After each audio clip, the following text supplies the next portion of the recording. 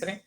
Estamos por cerrar e iniciar un proceso, un receso en algunas actividades. Y en esta ocasión, pues muy contentos porque nos acompaña pues un invitado muy especial, el licenciado Daniel Gallo Rodríguez, presidente magistrado del Tribunal Superior de Justicia del Estado de Baja California Sur, al cual aprovecho para darle la más cordial bienvenida. Licenciado, bienvenido. Muchas gracias, muy buenas tardes. Es un gusto estar con ustedes en esta nueva etapa que estamos viviendo, Poder Judicial del Estado de Baja California Sur con la Universidad Autónoma de Baja California Sur. Hemos firmado recientemente un convenio y la vinculación que debe darse entre ambas instituciones. Aquí está la prueba y seguramente tendrá muy buenos resultados. A sus órdenes.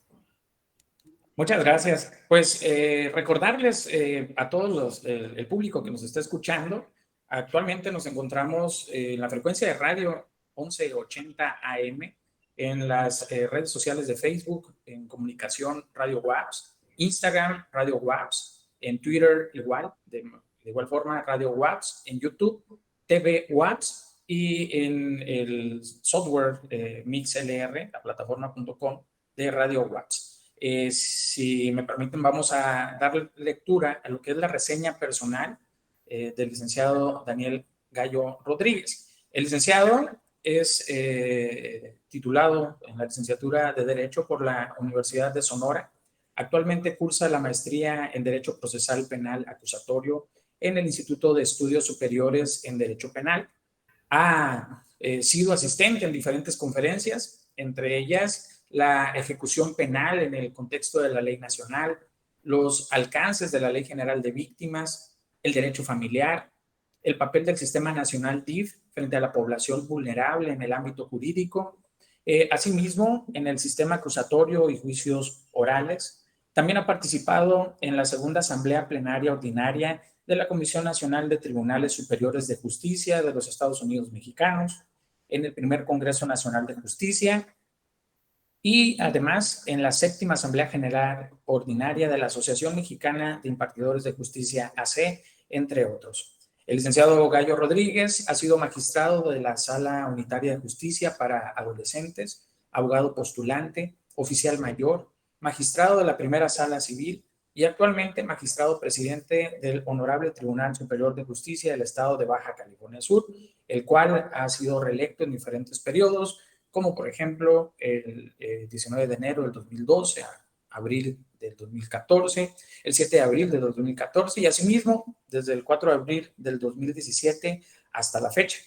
Como podemos observar, pues la trayectoria del licenciado le da una calidad muy importante en el tema de justicia penal. Si me permite, licenciado, pasaremos a una serie de preguntas que hemos recibido en el Departamento de Vinculación, aquí en la Universidad Autónoma de Baja California Sur, y con la cual me gustaría pues empezar esta entrevista que por esta ocasión, por la situación de prevención sanitaria de la pandemia que estamos viviendo COVID, la estamos retomando de manera virtual. Usted me dice, podemos iniciar. Adelante, con todo gusto. Muchas gracias. Pues dentro de las interrogantes que hemos encontrado aquí en la oficina que nos han hecho llegar, surge la siguiente. ¿Cuáles han sido los cambios más importantes que han surgido a raíz del procedimiento de los juicios orales con relación al anterior procedimiento penal? El cambio que hubo en México y en Baja California Sur, completado ya al 100% en todo el país en el 2016, estamos hablando ya de varios años de esta implementación, tiene un cambio radical en el procedimiento penal. Ahora el sistema penal acusatorio y oral, a diferencia del sistema tradicional, son muchísimos los cambios, es un procedimiento completamente diferente, en mi opinión, para bien, de manera positiva, este cambio que se dio o se está dando a nivel nacional y Baja California Sur no es la excepción. Yo pudiera sacar algunas características que hacen la gran diferencia con el anterior procedimiento, al que comúnmente le llamamos tradicional. Una primera diferencia que les pudiera comentar es el relativo a las salidas alternas, a formas de salidas anticipadas, a formas de solucionar este tipo de controversias en materia penal de una manera anticipada, es decir, poder solucionar el procedimiento penal, el conflicto penal, sin tener que llegar a un juicio o a una sentencia. El anterior procedimiento no nos permitía eso, era mucho más cerrado y no había estas posibilidades. Hoy en día, desde que, aunque el asunto, el proceso, el procedimiento no esté judicializado, es factible llegar a este tipo de acuerdos en la propia Fiscalía, en las Procuradurías de Justicia, aún llegando ya con nosotros al Poder Judicial ya judicializado. También es completamente viable ir tomando diferentes salidas, que obviamente esto es en beneficio de todas las partes y de las propias instituciones. Genera para las instituciones menos trabajo, se arregla más rápido el conflicto, y por el lado de las partes, principalmente la parte ofendida, la parte que ha sido víctima, afectada por la comisión de un hecho que posiblemente sea constitutivo de delito, bueno, pues en esa parte se logra mucho más rápido remediar, que se le repare el daño y que haya una satisfacción por esa parte, ¿no? Entonces, una de las principales características es esta, la posibilidad abierta para que se pueda solucionar de formas diferentes el conflicto penal, de una gran utilidad. Otra gran diferencia entre el procedimiento acusatorio y el procedimiento tradicional anterior es la inmediación, este principio, el cual tiene que ver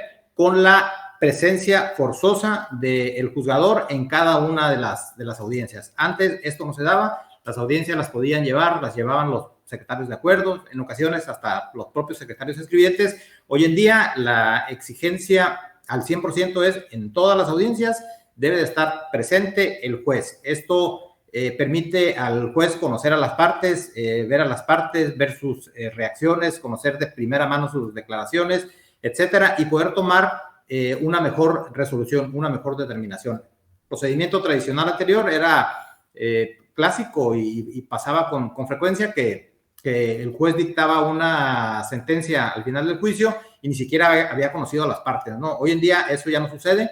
El juez tiene que estar presente en todas y cada una de las audiencias de juicio. Es una gran diferencia con el procedimiento anterior. Además, el propio sistema de audiencias, en donde tiene que estar presente el juez, da la posibilidad también a la publicidad de las audiencias. Antes también eran públicas, pero pues nada más en la ley y en el código, porque para los espacios que había, para la práctica que se daba, pues era muy raro que hubiera público en una audiencia penal. Hoy, con este sistema de inmediación donde está el juez presente, pero además de publicidad, en donde son audiencias abiertas, con salas de oralidad, con espacio cómodo para el público que puedan estar presentes. Esto le da mucha más transparencia también a este nuevo sistema. Otra característica importante de este sistema acusatorio es los tiempos de trabajo, los tiempos sobre todo para la conclusión del proceso. El sistema penal tradicional tenía tiempos enormes, se iban años sin poder tener una sentencia, una resolución definitiva para la persona que estaba privada de la libertad o para la víctima u ofendido por un delito, ¿no? Entonces, hoy en día los tiempos están bien marcados, están bien señalados, y si concluido el tiempo de que marca la ley para llevar a cabo el proceso, si para entonces no se tiene sentencia, es mucho más estricto y es incluso factible que se puedan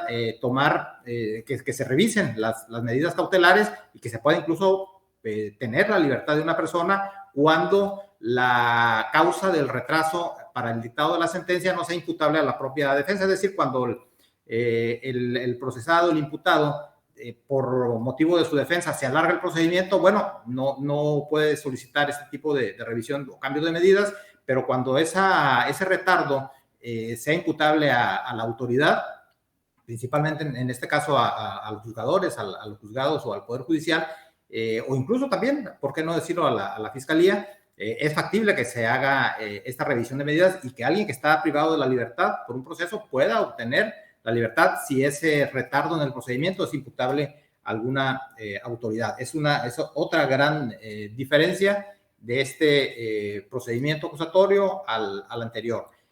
También otra diferencia importante es la parte relativa a los derechos humanos. Esta Este procedimiento es muy garantista de respeto total a los derechos humanos, y esto a su vez conlleva y exige a las autoridades, en este caso principalmente a las acusadoras, a la parte acusadora, que son las fiscalías, las procuradurías, a ser mucho más eficientes, mucho más eficaces, a utilizar más lo que son medios de prueba científicos, lo que son sus áreas de periciales, tienen que hacer un trabajo mucho más eficiente, mucho más efectivo para probar los hechos, la prueba que llamamos científica, de manera que estos cambios o este respeto a los derechos humanos, tanto para el imputado como para la víctima, sí exige mucho más a todas las partes. Yo destacaría básicamente estas principales diferencias. Hay muchas más, ¿no? Pero yo diría que son las principales diferencias que hay entre el procedimiento anterior al nuevo procedimiento penal acusatorio, que no deja de ser nuevo, ya tenemos varios años, pero aún así lo que seguimos aprendiendo todos los operadores es constante, es día con día. Los nuevos criterios de jurisprudencia que emiten los tribunales federales son constantes, de manera que es un proceso, es un procedimiento nuevo, que sigue siendo nuevo y que seguimos aprendiendo de él todos los que estamos inmersos en este tipo de procedimientos.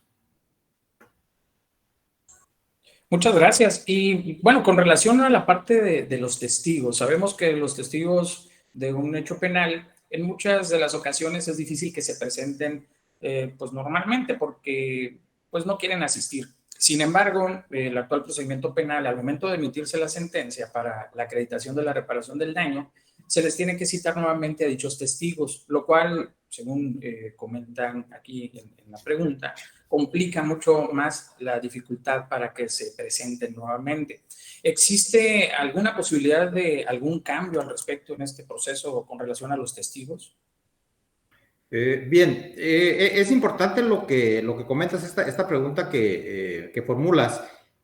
Yo considero que así como está la legislación del procedimiento, yo considero que hay maneras, que hay formas de poder evitar esta situación que efectivamente es complicada. La realidad es que sí es complicado cuando durante el proceso acude un testigo o varios testigos a emitir su declaración, que posteriormente acudan nuevamente, ¿no? Al paso de unos meses, nuevamente acudir a emitir su declaración ante un juzgador, ante un juez en una audiencia oral, sí es complicado, sí dificulta, pero yo considero que hay formas, que hay maneras en que se puede disminuir un tanto este impacto. Yo lo miraría más esta forma que la ley regula para lo que es la individualización de la pena, y que tiene que ver mucho con la reparación del daño a la víctima. Yo lo miraría más como una oportunidad en protección de la víctima. Esto es,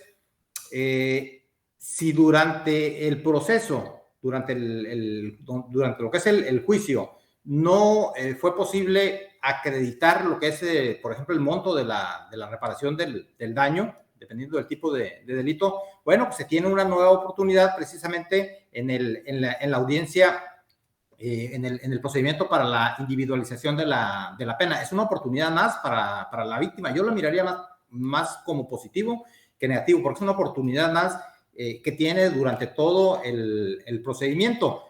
Creo que aquí sería una cuestión muy práctica por parte de los abogados quienes litigan en esta materia, y que quizás se pudieran evitar esta segunda presentación, es que durante el propio juicio, durante el proceso natural, se pudieran desahogar los propios testigos que están declarando, se pudieran anticipar y declarar precisamente sobre cuestiones muy específicas de la reparación del daño. De esa manera, si ya durante el proceso quedó hecha esta declaración acreditada a esta situación de la reparación del daño, ya no es necesario que vuelvan a comparecer durante esta etapa en la que se fija con precisión la pena al imputado. Entonces, es factible evitarlo, y más bien yo lo miraría como una oportunidad. Si no se pudo durante el proceso, bueno, tienes una segunda oportunidad de hacerlo, ¿no? Entonces, yo lo miraría más por el lado positivo, y además también hay otra oportunidad más, que es durante la fase de ejecución de la sentencia, que es con un juez diferente, que es el juez de ejecución. Hay una oportunidad más también para poder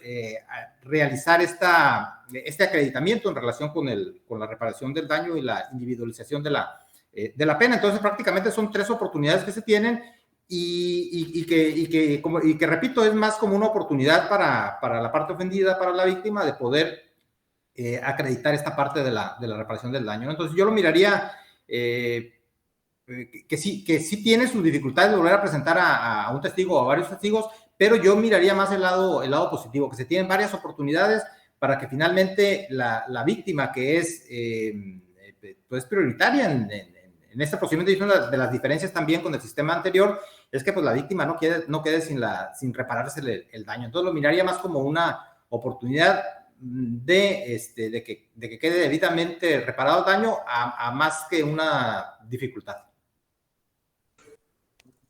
Muy bien, muchas gracias. Y bueno, entiendo que el fenómeno, el efecto, esta situación que surgió de la pandemia, pues a muchas áreas, y entiendo, no fue ajeno al Tribunal Superior de Justicia del Estado, tuvo que haber afectaciones. En este sentido, ¿hubo alguna implementación de, no sé, algunas actividades o particularidades para agilizar los procedimientos a favor de la comunidad y de los abogados litigantes?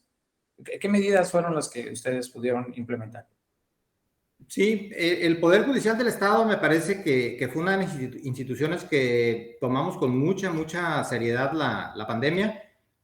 Quizá, si hacemos un comparativo a nivel nacional, te podría decir que fuimos de los primeros poderes judiciales que retomamos actividades casi al 100%, ¿no? Básicamente, la principal suspensión de actividades a nivel nacional fue por ahí de mediados de marzo, ¿no? de 2020. Nosotros para el mes de finales de mayo ya estábamos preparando el regreso al 100%, de manera que en junio de 2020 ya habíamos regresado casi al 100% a las actividades, algunas limitaciones que duraron un poco más, pero prácticamente al 100%. Entonces, para eso trabajamos incluso durante el mes de mayo de 2020 en varios reglamentos, protocolos, medidas incluso de procedimientos informáticos para enfrentar la pandemia de una manera muy eficiente. ¿Qué fue lo que hicimos principalmente?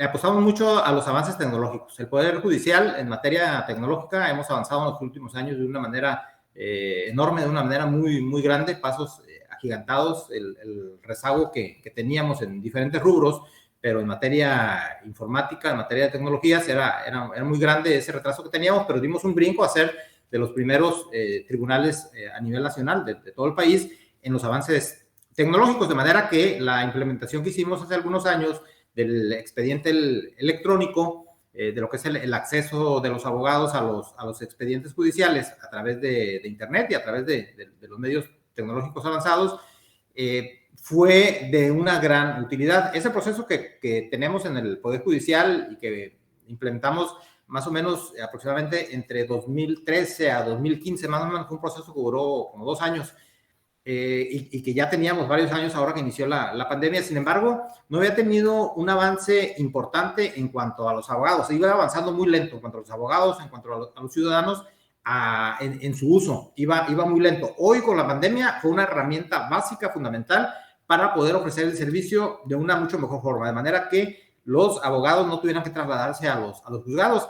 Y te puedo decir que se triplicó o cuadruplicó el número de abogados que empezaron a consultar sus expedientes vías electrónicas y el número de expedientes en los cuales se solicitó el acceso vía electrónica. Yo considero que los medios tecnológicos fueron una de las principales herramientas que utilizamos para poder dar un mejor servicio al ciudadano y al abogado sin arriesgar su salud. De la misma forma, implementamos lo que son los sistemas de citas, incluso sistemas que fueron hechos especialmente para el Poder Judicial por nuestra área de informática, en el que establecimos sistemas muy eficientes para las citas, para consulta de expedientes, para citas con los actuarios, para cualquier trámite que había que hacer en el Poder Judicial, incluyendo áreas administrativas.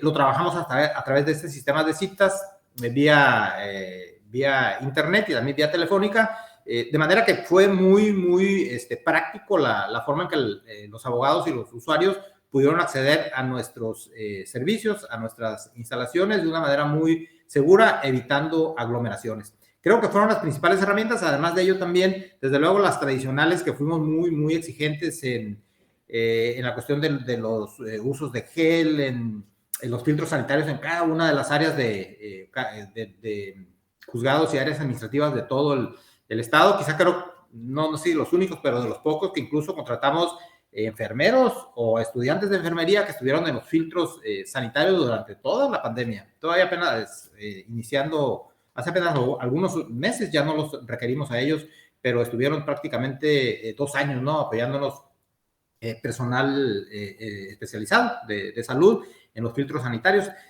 Fuimos muy, muy exigentes con horarios, con el acceso al ciudadano, el uso de cubrebocas, tanto para visitantes como para nuestros propios trabajadores, rondines y vigilancia constante en cada una de las áreas. De manera, me parece que el Poder Judicial nos destacamos en esa parte, en tomar todas las medidas, protección de la salud, tanto para nosotros, nuestro personal, como para los usuarios, pero sin descuidar el acceso a la justicia, sin descuidar que los ciudadanos fueran afectados en la atención de sus procedimientos.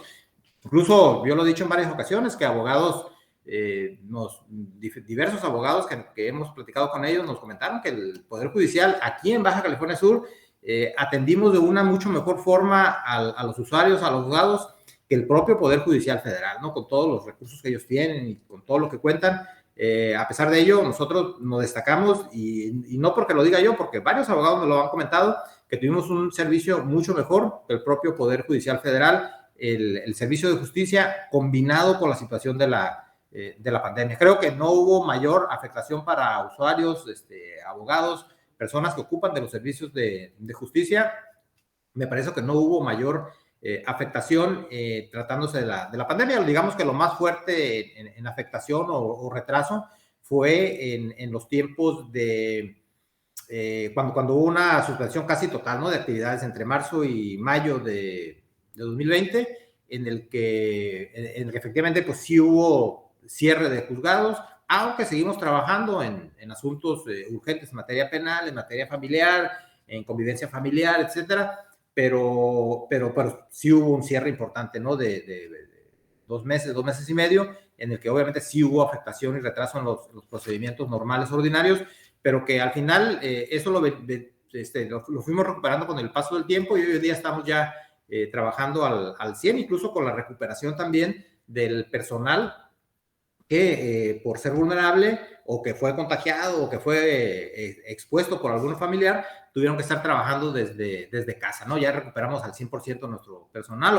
Hoy, desafortunadamente, en estos días hay por ahí una nueva ola, ya empezamos a tener algunos casos, esperemos que no pase a mayores, que todos sigamos pues trabajando, respetando bien las medidas, incluso endureciéndolas un poco para que esto pase a mayores. Y bueno, esta propia entrevista, ¿no?, en el caso de ustedes la teníamos prevista de una manera física presencial y por esta situación que estamos viviendo de una nueva ola, bueno, se tuvo que hacer por videoconferencia. Hay afortunadamente las herramientas para ello, tanto para ustedes en el trabajo que realizan en la universidad, como para el Poder Judicial, que afortunadamente la mayor parte de los usuarios, la mayor parte de los abogados fueron muy comprensivos, entendieron bien el tipo de medidas, que en ocasiones pues sí puede implicar ciertas molestias, pero en general me parece que nuestros usuarios fueron muy, muy receptivos, propositivos incluso, abogados que nos proponían algunas modificaciones de nuestras medidas o algunas medidas adicionales, las tomamos en cuenta y creo que eso permitió dar un servicio excelente, ¿no?, en tratándose de lo que es nuestro trabajo durante la pandemia. Sí, de hecho coincido con usted en esta parte de que las herramientas pues de tecnología han facilitado mucho en muchos aspectos la labor de que todas las instituciones y también la parte empresarial y la parte de la sociedad en su conjunto. Y ahorita que estaba hablando de los asuntos familiares, me surgió la duda en esta cuestión de salud, protegiendo pues a los menores que necesitan convivir con los padres que no tienen la custodia. ¿Hubo algún tipo de consideración o algún tipo no sé, proceso que ustedes estuvieran implementando, sugiriendo a los padres para cuidar la salud de los menores? Sí, en el caso del Centro de Convivencia Familiar que tenemos en el Poder Judicial del Estado, me parece que de 2014, por ahí, no recuerdo exactamente la fecha, que se vino a nivel nacional una serie de implementaciones de estos centros de convivencia familiar que eran muy, muy necesarios. Baja California Sur, entramos aproximadamente en 2014, afortunadamente, con resultados muy, muy, muy positivos de los centros de convivencia familiar, un área muy necesaria que hoy en día tenemos en La Paz y que tenemos de una manera así muy limitada en Cabo San Lucas. Hace falta extenderla a más lugares en el estado, pero que, bueno, La Paz, que lo tenemos al 100%, nos ha funcionado, ha tenido excelentes resultados, ¿no? Lo que es el centro de convivencia familiar. Y sí, fue una de las áreas que tuvo, incluso creo que mayor impacto por la pandemia. Fueron los últimos lugares que pudimos, que se mantuvieron las medidas y que las levantamos apenas en octubre, noviembre del año pasado, donde ya reactivamos las convivencias presenciales. ¿Qué es lo que pasó? Tuvimos que limitar las convivencias físicas presenciales de los padres, la madre con sus hijos, por esta propia situación de riesgo, más cuando estamos hablando de menores, ¿no? Entonces tenemos que cuidar su interés superior del menor, como lo hacemos en cualquier tipo de procedimiento, pero muy especial en procedimientos familiares. Y desafortunadamente tuvo que haber esta limitación, esta limitante. Sin embargo, pues igual aprovechamos el uso de las tecnologías y en la medida de lo posible implementamos las convivencias, videollamada, videoconferencia como esta que estamos teniendo hoy, incluso por llamadas telefónicas, por videollamada por celular, toda la tecnología que pudiera ser utilizada para la convivencia entre los padres y sus hijos, fue utilizada de esta manera y hubo muy buena respuesta de los padres de familia, de los menores, y de esa manera pudimos mantener el servicio, es decir, el servicio del Centro de Convivencia Familiar no se detuvo, simplemente se modificó, se limitó, pero finalmente seguimos trabajando de una manera muy eficiente, con nuestro personal siguió en funciones y trabajando y realizando las convivencias de esta manera, haciendo la vigilancia de esta manera también, porque son algún tipo de convivencia, pues se tiene que estar vigilando por parte de nuestro personal. Entonces, el uso de los medios tecnológicos afortunadamente nos permitió mantener las convivencias familiares tan importantes que se dan durante las controversias, durante los juicios de materia familiar, y se llega a una situación complicada para que el padre, la madre conviva con su hijo menor, y tiene que entrar el Centro de Convivencia Familiar. Lo mismo cuando hay convivencias, cuando hay lo que es la entrega de menores al padre no custodio. En ocasiones se dificulta y bueno, que lo hagan ellos directamente, y se tiene que hacer a través del Centro de Convivencia Familiar. Todo esto afortunadamente pudimos mantener gracias a la tecnología y a la buena respuesta de la mayoría de los padres y los hijos convivientes que entendieron la situación y que es en protección de los menores. Afortunadamente, y ya para finales del año pasado, pudimos levantar estas restricciones y ya se pudo retomar las actividades presenciales, las convivencias presenciales, con algunas otras limitaciones de espacio y todo lo demás, pero ya con una convivencia presencial tan necesaria para el desarrollo de los menores, de sus padres, la relación que debe de haber entre ellos y que no se debe de interrumpir. Entonces, me parece que de una manera muy positiva fue que asumimos y retomamos, sobre todo con mucha responsabilidad, la convivencia que está a cargo de este Centro de Convivencia Familiar, que a su vez depende pues de las resoluciones y determinaciones de los jueces familiares, de los 4 jueces familiares que tenemos aquí en la ciudad de La Paz. Bien, muchas gracias. Muy importante lo que comenta. Vamos a, si me permite, a leer una de las preguntas que nos hicieron llegar aquí al Departamento de Vinculación. Dice, en relación a la reforma en la Constitución Política de los Estados Unidos Mexicanos, la reforma de la Ley Federal del Trabajo, ¿cuándo se implementó y cuáles fueron los principales cambios que se dieron en esta? Ok, esa pregunta es muy importante porque son temas de actualidad, son temas actuales. Yo aprovecho oportunidades como esta que ustedes me dan para hablar de esta reforma laboral tan importante a nivel nacional, que es incluso pues consecuencia de compromisos internacionales de México de implementar esta reforma en materia de trabajo. Yo destacaría dos o tres diferencias o dos o tres aspectos importantes de esta reforma laboral. Antes empezaría por comentar que en Baja California Sur estamos en el proceso de implementación. Desafortunadamente sí se han venido prorrogando las fechas. Hoy en día ya deberíamos estar en funciones. La última prórroga que hubo fue ahora el 1 de mayo, íbamos a entrar el 1 de mayo. Antes íbamos a entrar en octubre del año pasado. La última fecha que se nos modificó, que se nos prorrogó, fue el 1 de mayo de este año para pasarla al mes de octubre de este año, que creo yo que ya no habrá alguna otra prórroga del Poder Judicial. Ya no queremos que haya prórroga porque nosotros desde el año pasado, finales del año pasado, ya estábamos listos para entrar en operación. Entonces, estamos en el proceso de implementación y concretamente en el Poder Judicial del Estado, les puedo comentar que tenemos al 100% cada una de las instalaciones físicas y todo lo que se requiere para el funcionamiento de 6 tribunales laborales. Vamos a estar instalados en San José del Cabo, con un tribunal laboral con 2 salas de oralidad. Vamos a estar en Cabo San Lucas con un tribunal laboral y 2 salas de oralidad. Vamos a estar aquí en la capital, en La Paz, igual con 2 salas de oralidad, y que además aquí en La Paz se va a conocer la materia colectiva. Y en la parte norte, en Ciudad Constitución, vamos a tener un tribunal laboral con una sala de oralidad. La ciudad de Loreto, igual, un tribunal con una sala de oralidad.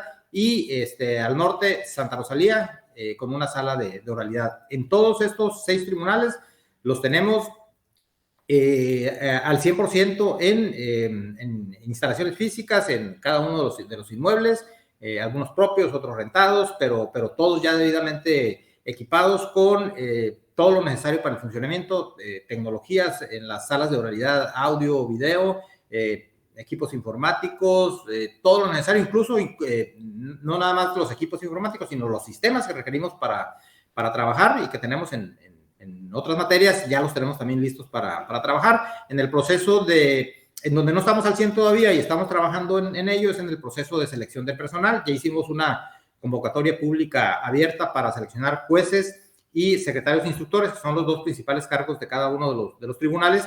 Ese proceso ya lo concluimos, ya están seleccionados 9 jueces y 9 secretarios instructores que van a estar a lo largo del estado. Y actualmente estamos en el proceso de selección del resto del personal.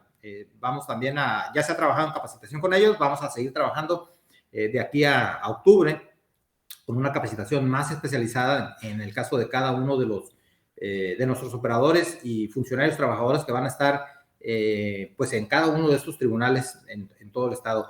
Yo señalaría algunos 3 aspectos más que yo considero más importantes de esta reforma, quizá más, podríamos decir más llamativos, ¿no? Uno, el principal, el cambio de la competencia. La competencia en materia laboral para dirimir las controversias pasa de las juntas de conciliación, que dependen del Poder Ejecutivo, pasan a los poderes judiciales, tanto federal como locales, que son otro poder, lo que es el Poder Judicial con la competencia jurisdiccional. Y me parece que son una de las principales diferencias que marca esta reforma.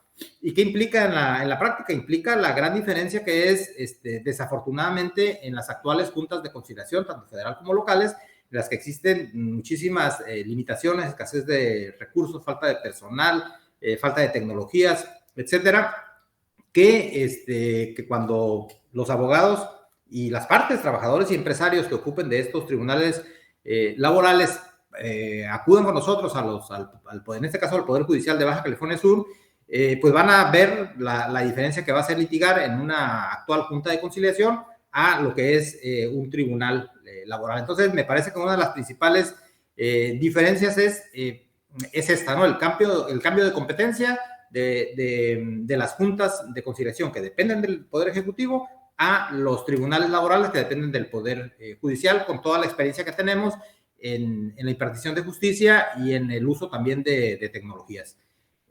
Otra diferencia muy importante y llamativa, pudiéramos decir, pues es el sistema de audiencias, un sistema de audiencias que implica dos aspectos positivos, algo semejante, o igual podría decir a lo que ya comentamos anteriormente del sistema penal acusatorio, que es la inmediación. Es decir, aquí, igual que en el sistema penal acusatorio, va a estar necesariamente el juez laboral presente en cada una de las audiencias. Es el principio de inmediación que, pues ya comenté, son las mismas ventajas que en el procedimiento penal, en el que está obligado forzosamente el juez a estar en cada una de las audiencias.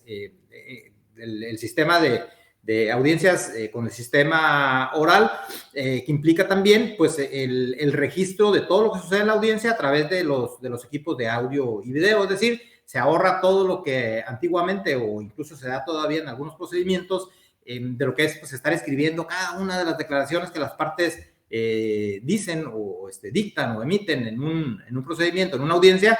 Hoy en día quedan registradas en audio y video, de manera que pues, se evita todo la pérdida de tiempo, se hace mucho más ágil, todo queda registrado en audio y video, y pues eso va a marcar también una gran diferencia entre el anterior sistema laboral con las reformas que se dieron y que pues ya están vigentes en algunas partes del país, y que en este año esperemos que ya estén vigentes en Baja California Sur. Y una tercera y última, son muchísimas diferencias, ¿no? Pero que yo destacaría nada más estas, sería lo que es la implementación, lo que es la instauración de los centros de conciliación. Los centros de conciliación laboral que no van a depender del Poder Judicial, van a depender del Poder Ejecutivo. Es una instancia nueva que va a haber dentro de la materia laboral, la justicia laboral, que va a permitir y que va a tener una función muy importante, que es poder solucionar los conflictos laborales antes de que lleguen al Poder Judicial.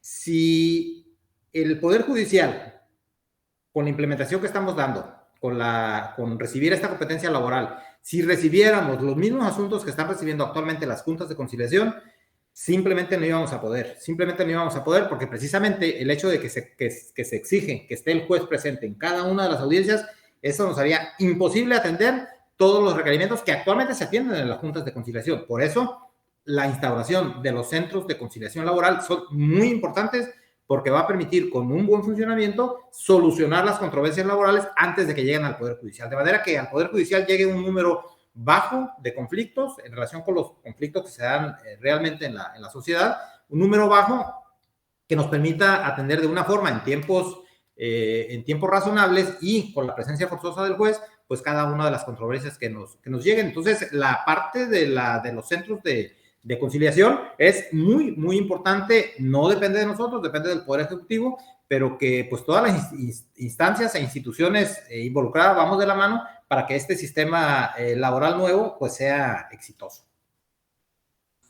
Muy bien, muy bien. Muchas gracias por estos acotamientos que nos hace y que resalta, pues sobre todo. Entendemos que un cambio en alguna reforma implica muchos aspectos, muchas situaciones. Ahorita por cuestiones de tiempo también entendemos que se pueden limitar solamente a mencionar estos tres que usted resaltaba. Y bueno, entrando un poco en la parte de la materia del convenio que se firmó con la Universidad Autónoma de Baja California Sur, pues una de las preguntas que nos ha hecho alguno de los estudiantes es con relación a si ellos pueden realizar lo que es el servicio social, o si pueden hacer algún tipo de investigación de tesis dentro de los tribunales, aprovechando pues este convenio que se ha hecho, incluso por las mismas prácticas profesionales. No sé si nos pueda comentar al respecto. Sí, comentaba al principio, ¿no? Este afortunado convenio que firmamos con la Universidad de Sur, que va a dar muchísimos resultados, va a ser muy positivo. Cuando estuvimos por ahí en la universidad para la firma de este convenio, yo les decía que nos tardamos, ¿no? Pero bueno, al final lo logramos, más vale tarde que nunca. Yo espero que no haya sido tarde, ¿no? Yo creo que nos va a dar muy buenos resultados en diferentes temas, en diferentes aspectos que trabajamos tanto en el Poder Judicial como en la Universidad Autónoma de Baja California Sur. Y sí, efectivamente, tenemos estas formas de trabajar en el Poder Judicial, de manera que tenemos el servicio social, tenemos las prácticas judiciales, y todo lo que se pueda trabajar de esta manera académica con la universidad, está abierta la posibilidad. Yo les pediría a quien desee o tenga el interés o la forma de interactuar con nosotros para estos servicios que brindamos, y en este caso para la Universidad Autónoma de Baja California Sur, que se pudieran acercar con la Escuela Judicial. La Escuela Judicial es la encargada de estos temas. Fácilmente en nuestra página de internet pueden obtener la información para ubicar físicamente la Escuela Judicial, y también teléfonos y toda la forma de comunicarse para que puedan obtener información, y de lo que estamos completamente abiertos a poder trabajar con los estudiantes y egresados, principalmente de la carrera de Derecho, ¿no? Que es nuestro principal proveedor, y es lo que principalmente requerimos en el Poder Judicial, abogados, aunque tenemos otras áreas administrativas con otras profesiones diferentes, pero pues principalmente son abogados los que trabajan en el Poder Judicial. ¿Y hay algún tipo de apoyo que se pueda dar en estos servicios sociales? Normalmente no tenemos algún tipo de apoyo económico de otra naturaleza, no lo tenemos en el servicio social ni en las prácticas judiciales. Desafortunadamente no se ha podido. Sí hemos tenido los planes, los proyectos, desafortunadamente no los hemos podido concretar. Yo no lo descarto para que más adelante pudiéramos concretar un apoyo de esta naturaleza, ¿no? Porque sabemos de las limitantes, las limitaciones de muchas familias, y que sin duda sería un gran apoyo. Lo vamos a seguir trabajando, impulsando. Ojalá lo podamos lograr a corto plazo. Bien, pues entendemos que dentro de su gestión están viviendo un cierre de círculo, ¿no? Digamos, ahora sí que un ciclo va terminando. Acabamos de tener la presentación de su informe, y me gustaría aprovechar si usted nos pueda indicar cuáles son, pues, el logro tal vez más importante que usted considera que dentro de su gestión se ha realizado, y aprovecho de una vez para también poner en la mesa, pues, cuál es el área de oportunidad que usted considera que habrá que trabajar más todavía para poder lograrlo. Sí, dentro de las situaciones más destacadas en el informe de actividades que correspondió principalmente al año pasado, 2021, pero que también tomamos algunas actividades de 2022, yo destacaría lo que ya comentamos, que es el avance en el uso de los medios tecnológicos por parte de usuarios y abogados a raíz de la propia pandemia. Eso fue algo destacado en sí, cómo atendimos la pandemia, que ya lo comentamos aquí anteriormente, así como el avance en el uso de los medios tecnológicos, cómo pudimos en el informe ofrecer datos, cifras de cómo se duplicó, triplicó el número de usuarios y de expedientes consultados vía electrónica. Me parece que esa parte es de resaltarse, la forma en que enfrentamos la pandemia, pero también la forma en que los abogados y los usuarios respondieron con el uso de los sistemas electrónicos, que de no haber sido por la pandemia seguramente hubiera llevado un proceso más lento, más tardado. Con la pandemia se disparó,